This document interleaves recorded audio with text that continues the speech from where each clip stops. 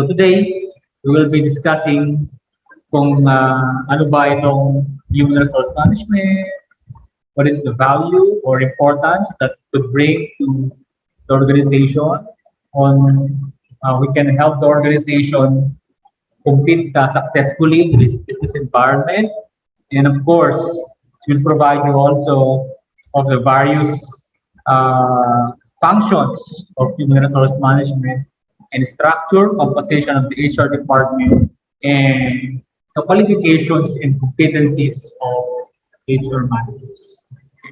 We will also be discussing the internal and external factors affecting HR management.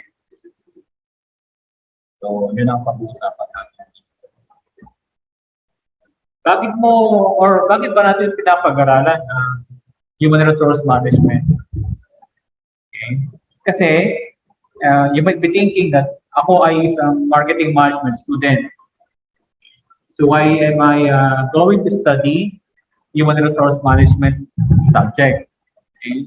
And what would be the value of human resource management kapag ako ay naging isang marketing manager, naging business owner, okay, or kayo ay naging isang CEO in the future?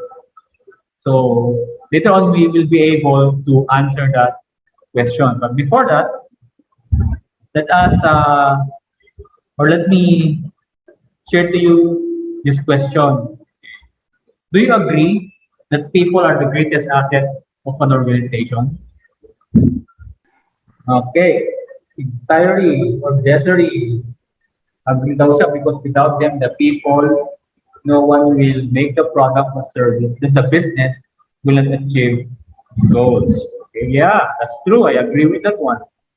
According to Janessa, your staff are the ones who are responsible for getting your goods and services to your customers because they provide efficiency and performance controls to your main priorities. Okay, so I think uh, most of us would agree that people really are our greatest asset. Okay? Tama yung mga sinabi ninyo that they are the greatest asset because first and foremost, organizations exist because of people. Okay?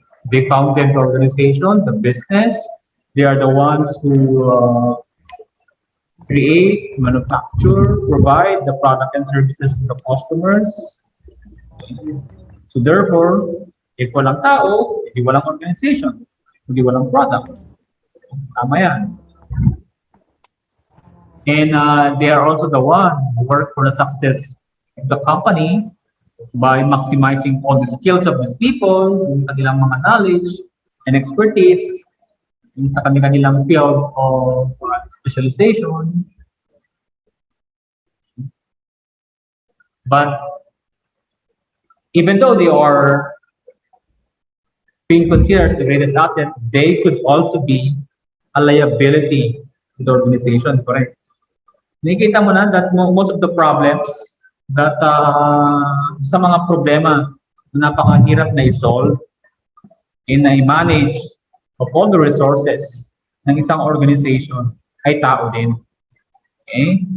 So napaka-importante that when you are a business owner, when you are a manager, when you are a CEO, when you will become administrators, okay, it's a valuable imperative that you have to properly manage your human resources. That's why meron tayong tinatawag na human resource management. Especially if organization wants to be competitive. Okay? Because all organizations today aims to be competitive. Okay? It's critical for organization or corporations to gain and remain competitive. Okay? So, yun nga, yung sinasabi, kapag hindi competitive yung product or service, what would happen? Soon, walang bibili sa product na yan because they perceive it na low quality, okay? Hindi, hindi maayos yung product na yan. Therefore, pag hindi competitive yung product mo, walang purchase nun, pag walang bibili, what will happen to your business? No revenue, no profit. Pag walang revenue and profit, it's not sustainable. In the long run, mawawala yan. Okay? Malulugi din yung business or yung company. The same is true with the organization. If we don't have competitive people, okay, mahihirapan ang isang business na masustain yung kanyang operations. Okay? So when we are talking about competitive advantage, it means that your company is positioning itself ahead of other companies in order to achieve superior in quality, mas mababa yung cost, and even mas mataas yung level of value or innovation ng company compared to sa mga other companies. So, napaka-importante that organization remain or gain competitive advantage because this will allow them to attain success and business sustainability. And one of the reasons or one of the ways for the company to stay competitive, they must ensure that their human resources are well managed. So, yung mga tao nila, kasi nga sinabi natin kanina that our greatest asset is our people. Now, if we wanted to gain competitive advantage, not just in terms of the product and services, we have to make it sure that our human resources are well managed. So having an effective, according to Yusuf and Becker, if we have effective human resource management, this is one of the best ways for organization to stand out and differentiate themselves on the marketplace. Although there are many strategies that can contribute to achieving competitive advantage. For example, you are offering quality product and services, maganda yung sistema ng organization, you have the best available technology, and you have enough financial resources. But again, okay, if you are not maximizing your human capital, ibig sabihin yung human resources mo, you will still lag behind if your human capital is not primarily or properly managed. Okay, maximizing your human capital plus the other resources that you have can be a major contributor for achieving competitive advantage in the marketplace. So all companies kasi, if you look into the nature of operations of business or yung ating global marketplace, okay, with the impact of globalization, internalization, and even the influx of various technologies, information, and even financial resources, parang most of the company, or all companies, okay, mayroon na siyang access kasi to finance, technology, and information. Parang napakadali na rin kumopya ngayon ng products and service. Di ba? You try to look into our industries, sa marketplace, almost all products, okay, marami nang nag-offer. Wala na yung tinatawag natin na monopoly. Okay? So, at some point, if you want to be competitive or to attain competitive advantage, isa sa mga pinakamahirap na kopyahin, na gayahin, is yung human resources. Yung tao, yung mga empleyado. Okay? Mahirap imitate. That's why sinasabi nila that ang competitive advantage talaga ng organization is their people. So, the degree to which the organization are able to find, acquire, train, grow, and maintain human resources, this could make the difference for organization. Human capital is still a key differentiator. Yung human resources mo, yung mga tao mo, there is still your key differentiator. So there are various uh, business owners, business leaders, nagsasabi that people is your basis for competitive advantage. Number one, we have here Warren Bennis. So sinasabi niya dyan, ha, hindi natin, dun sa statement niya. So if you help out develop people to be at their very best, this is the only way the companies are going to succeed. Still, human capital, that is the basis for competitive advantage. Okay? I know you are familiar with this guy. Sino to? Anyway, this is Steve Jobs. Okay? So, thank you, Generals, Mike, and Hazel for answering. So, this is Steve Jobs, the founder of no company, Apple, di ba? So, as you can see, more and more people are believing that their greatest competitive advantage is their people. So, according to Steve Jobs, innovation has nothing to do with how many R&D dollars you have. It's not about just money. It's about the people you have, how you are leading them, and how much you get it. Okay. And another example of a business owner who puts so much value to people is Henry Ford. You can take my factories, burn up the buildings, but give me my people, and I build a business right back again. The CEO also of Procter and Gamble, you leave us our buildings and our brands, but take away our people, the company will pay off. Bill Gates also reiterates the value of people even if that person is lazy. I will always choose a lazy person to do a difficult job because he will find an easy way to do it. O, di ba? Even at some point, if there are negative characteristics of a certain individual, if you are a good manager, you could maximize their strengths. O, sa Philippine setting naman, Manuel Pangilinan, MVP. So sabi niya, our people are the true source of power. It's not money, it's not their product, which is kuryente, but it's their people daw. So sa Nissan naman, so according to them, they value their people and employees are the heart of their company. So therefore, because of these various statements of business leaders, of organizations, we can therefore conclude that people really are our greatest asset. So it's very important, it's vital to lead them, to motivate them, and manage them strategically.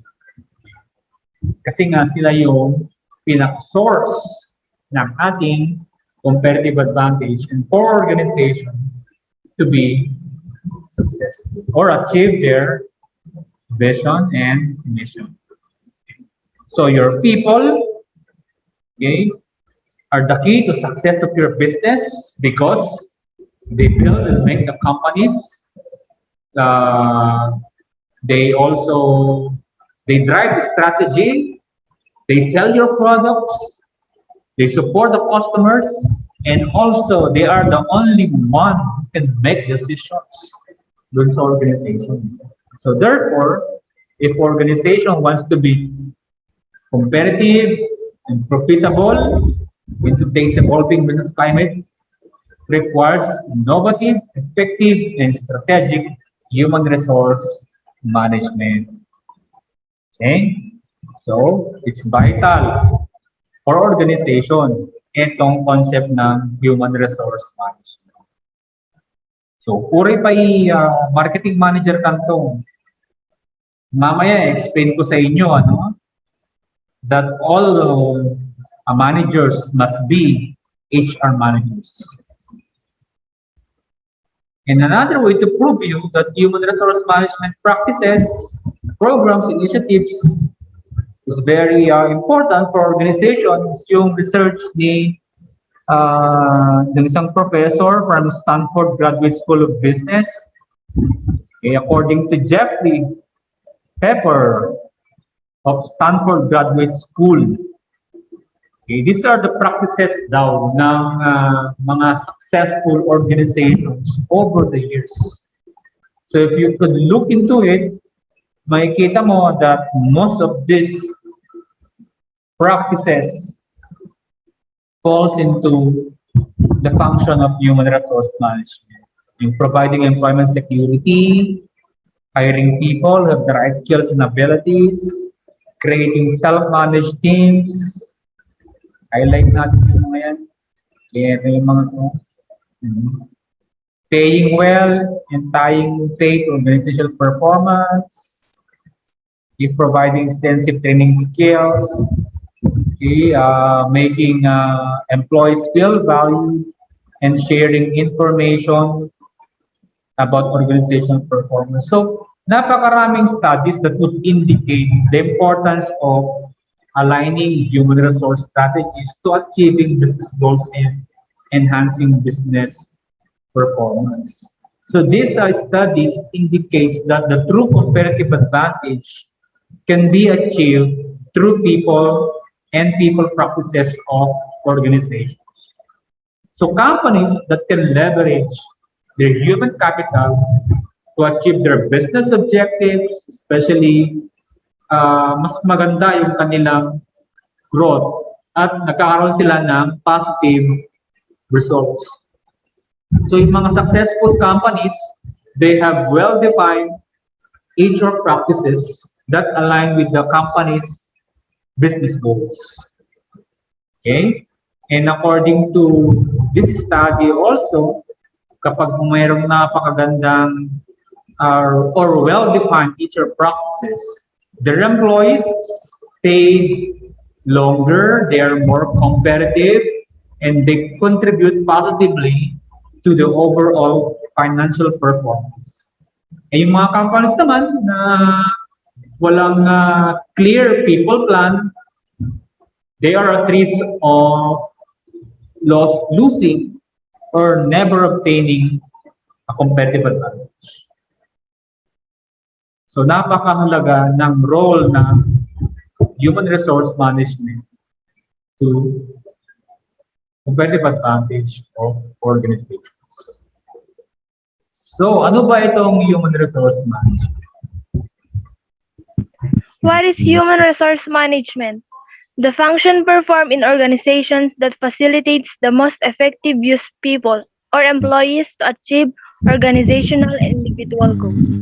Okay.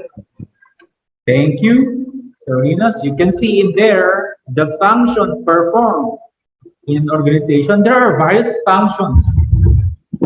Okay, in the organization we have marketing, accounting, operations, supply chain, or pwede rin yung information technology and the like. Okay, so HRM, human resource management, is one of the functions na meron sa isang organization. Pero ang focus niyan is to facilitate the most effective use of people. Okay? So, sino ba yung mga tao? Mga empleyado from the CEO down to the rank and file employees to achieve organizational and individual goals. Okay. Ang pinaka-common naman na organizational goal is, number 1, revenue, di ba? Higher revenue, higher profit. Yeah, increase profit. Thank you. Correct. Ano pa ba? Providing quality products and services, higher customer satisfaction, customer loyalty. Those are examples of organizational goals.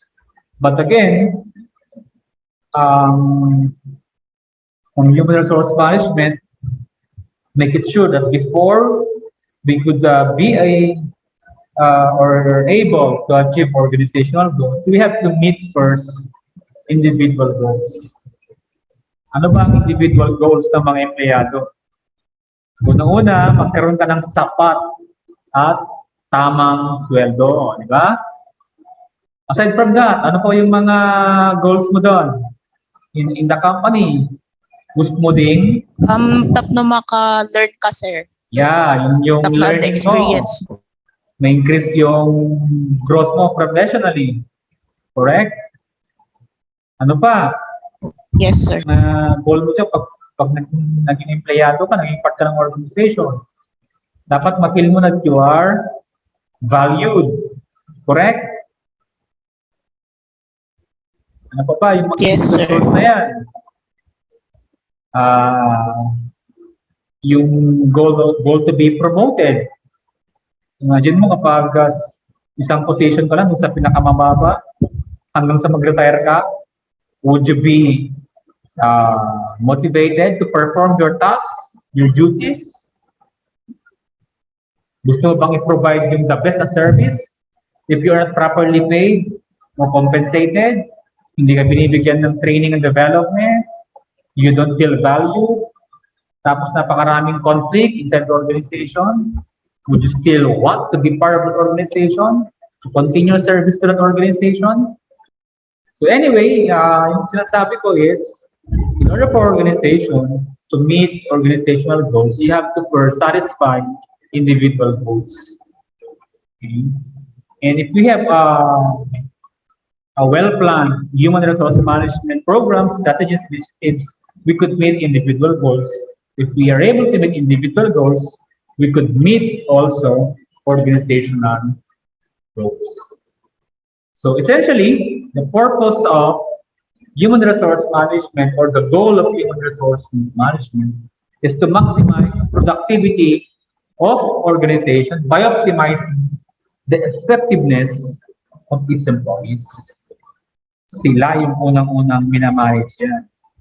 So we have to optimize how effective and efficient will our employees will be working inside the organization. Okay, titignan natin, i-measure natin kung ano ba yung kanilang level of productivity and how can we help optimize yung kanilang productivity so that it could impact or it could help in producing business results. And the basic mission of human resource management will always be to acquire people. So we talk about here recruitment selection, human resource planning, okay, job analysis. And second is to, after acquiring, we have to develop those we acquire by providing them performance management, by providing them training, development techniques and methods so that ma-meet natin yung kanilang need for self-esteem, self-growth, and self-actualization.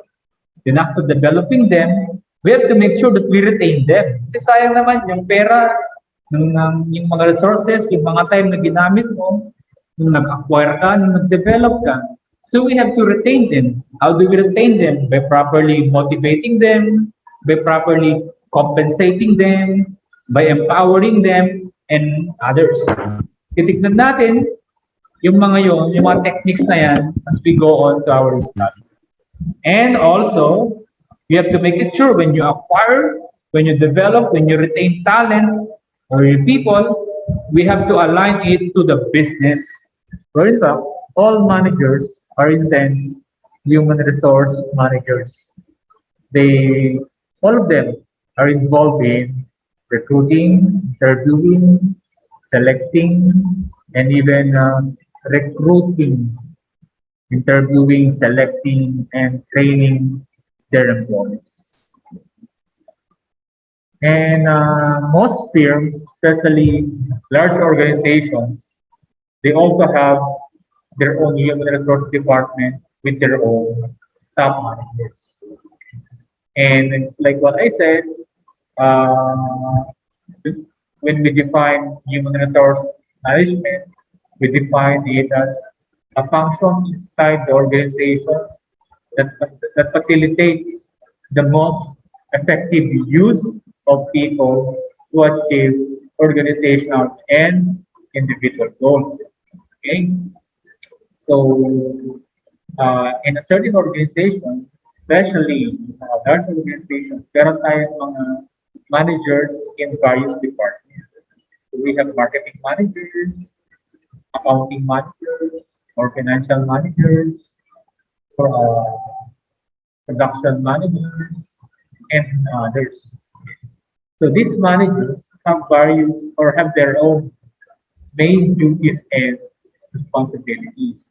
But again, when we talk about managers, you're not just dealing with your own responsibilities, but you have to monitor, plan, organize, lead, and control the activities of your people. That's why managers need assistance from the HR manager so that we could ang tawag dito, makatulong yung HR manager na yan for successful, superior, and subordinate relations, especially on the matters pertaining to employee recruitment, compensation, discipline, performance, evaluation of the performance of their people, training and development, health and safety, and of course, employee morale or yung kanilang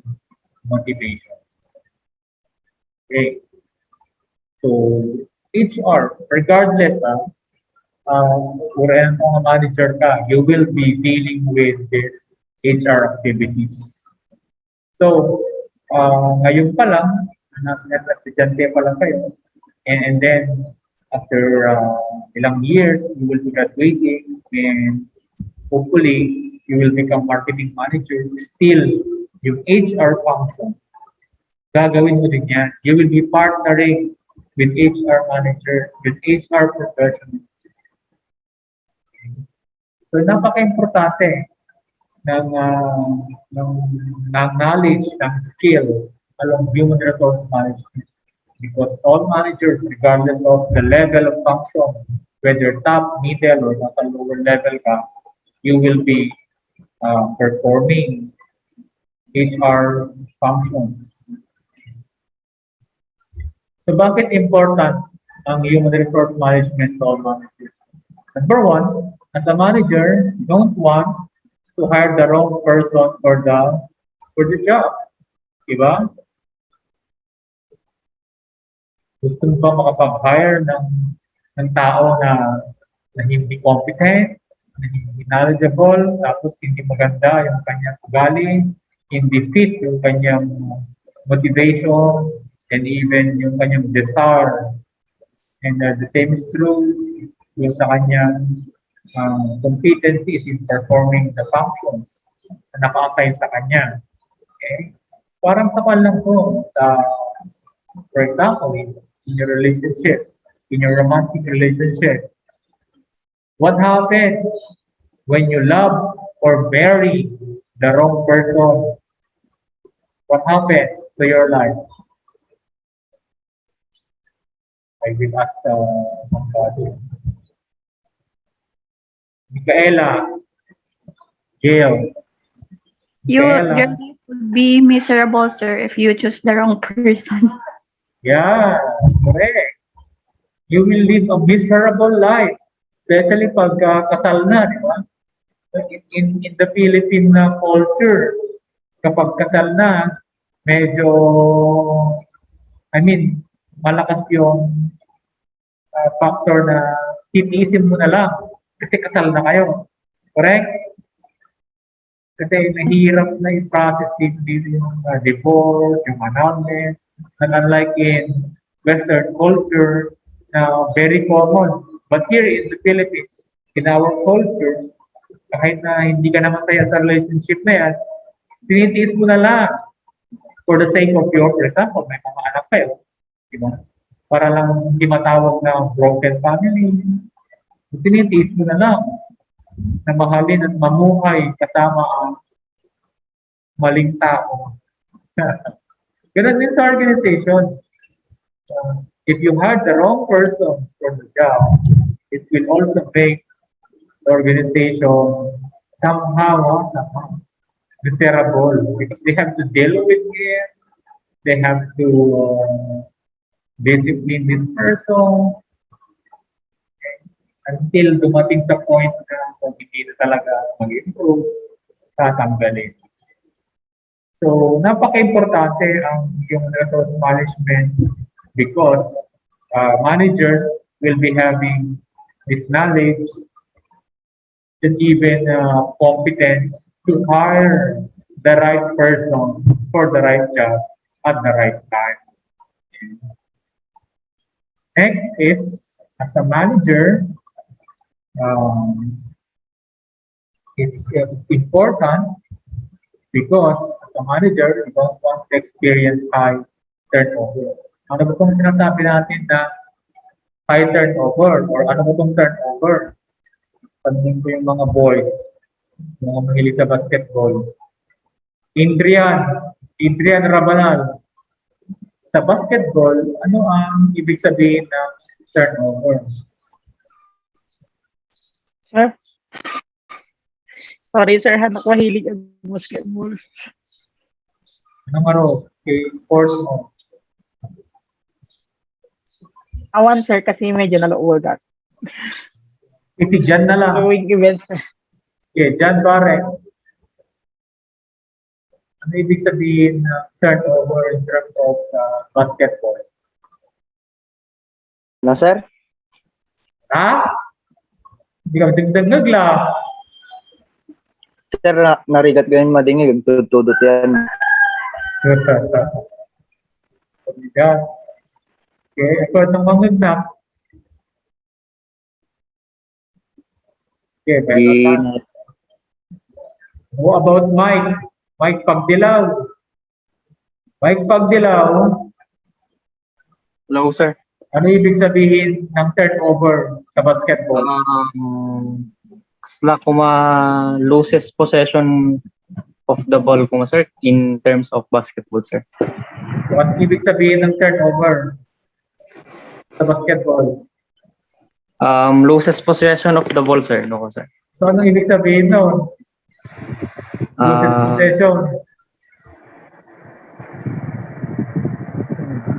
You lose the chance to make or to make a basket, di ba? yes, sir. Ang turnover. So, ibig sabihin, kapag mataas ang turnover ng isang team sa basketball, positive ba yan o negative? Negative, no, sir. Negative yun, correct? Kasi you're losing the chance to make a point or to make a basket. Instead na kayo ang mag-shoot or to make a basket, napupunta sa kalaban. Correct? So as much possible, every team in a basketball game, they are trying to reduce their turnover rate. Correct, Mike? Yes, sir. Gusto nilang mababa yung turnover rate para mas marami yung chances for them to make a basket and to score. The same is true inside the organization. We wanted to lower our turnover rate. Turnover rate means in terms of the organization, ito yung level ng pag-alis ng mga empleyado, okay, sa isang organization. Kung mataas yung level of turnover, ibig sabihin, maraming nagre-resign, maraming maalis sa organization mo. Okay? There's something wrong with how you manage your people. Bakit sila umaalis? Bakit sila nagre-resign? Okay? Lalo-lalo na kapag ang duration ng mga resignation na yan is months and even less than a year. Okay? So kung very frequent ang turnover, pag-alis ng mga empleyado, something's wrong with how you manage your business and even your people. Ba't kaya umaalis ang mga empleyado? Ba't sila nag-resign? What could be the possible Reason, correct. Any idea, Denzel? Denzel Hadid? Why do people resign or leave their jobs? Maybe, sir, they found a new opportunity, sir, at the other company. That the other company, anong opportunity kaya? Ano kayang pwedeng maging opportunity? Better salary and benefits, sir. No. So better salary and benefits. So ibig sabihin yon, yung former company niya was not able. Hello? Nawala. Nawala ba ang aking internet? No, sir. Meron naman. So, ibig sabihin nun is that okay, at some point, yung ino-offer na benefits and salaries ng kanyang former company is not at par with the current company ngayong makaran na. Okay? So, if this happens, HR management or itong HR function na to, HR activities na to, can help organization reduce turnover rate by providing various HR programs or initiatives para mag-stay yung isang empleyado sa organization na yan. Okay? So, yeah, sa manager, you don't want na palaging nag-aalisan yung mga empleyado mo. You wanted to build a loyal, committed, and productive employee. Anyway, we will be discussing this as we go on. Itong mga concept na to sa subject natin. Another is, as a manager, you don't want to find your people not doing their best. One of the functions of human resource management is yung training and development. Okay? And part of this is also yung performance management and even yung tinatawag natin na building employee morale or motivation. Okay?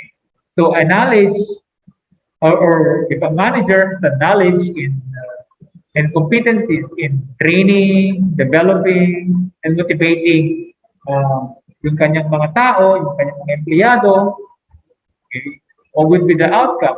That manager can enhance, develop, and bring out the best from his people. Another is yung, ito, as a manager, you don't want to waste time with useless interviews. So, ibig sabihin yan. For example, kasi itong mga managers natin, for example, from marketing, operations, and from other departments, medyo, hindi ko naman sinasabi na wala silang alam. Medyo mas konti lang yung kanilang knowledge. Unlike the HR manager na talagang pinag-aralan niya to, and talaga yung kanyang focus ng kanyang trabaho. This is their main task, main duty. So they could partner together with the HR manager during the selection and interview of the applicants. Okay? So mas maganda yung mga tanungan, mga questions na binabato natin so that we could properly assess if a certain applicant meets our standards and it fits to our organizational culture. So kasi pag wala kang knowledge on how to properly perform interviews and assessment of applicants, kilkila dan naman ti baga-baga ng nga question na. For example, kila damag-damagan na questions that is not relevant for the job that the applicant is applying for. Another, as a manager, you don't want that some of your employees think that their salaries are unfair and inequitable relative to others in the organization. One of the functions of human resource management is yung compensation and benefits. Okay? Or yung tinatawag natin na total rewards management. Part of this function human resource management is to conduct compensation survey. Okay? O tinatawag natin ng salary survey and analysis. Anong nangyayari dito? So this or a certain organization would benchmark yung kanilang in-offer na total rewards in terms of salaries, benefits, okay, and other rewards they're offering. They will benchmark it to other organization or to the industry kung saan sila nabibilang. And ang makikita nila dito in the salary survey and analysis, if they are at par or they are following the standards, okay, in the industry in terms of distribution or providing of salaries, benefits, and even incentives. Okay. So makikita nila dito, ma-assess nila if yung in-offer na salaries, mga benefits, incentives, okay, is competitive enough, okay, para sila ang piliin na or yung mga tao, okay, in the labor force would join the organization. Kasi pag nakita nila na bakit doon sa other company, pareho naman tayo ng industry, pareho naman tayo ng sense of organization, bakit mas mababa ang ating salaries and benefits? This is unfair. So pag naramdaman nila na unfair, what would they do? Okay? Another thing is, as a manager, you don't want to have your company taken to court because of discriminatory actions. Have your company cited under federal or occupational safety laws or unsafe practices or commit any unfair labor practices. Okay? So yan yung mga some of the importance kung bakit importante ang human resource management to all managers. So let's proceed to the functions of human resource management.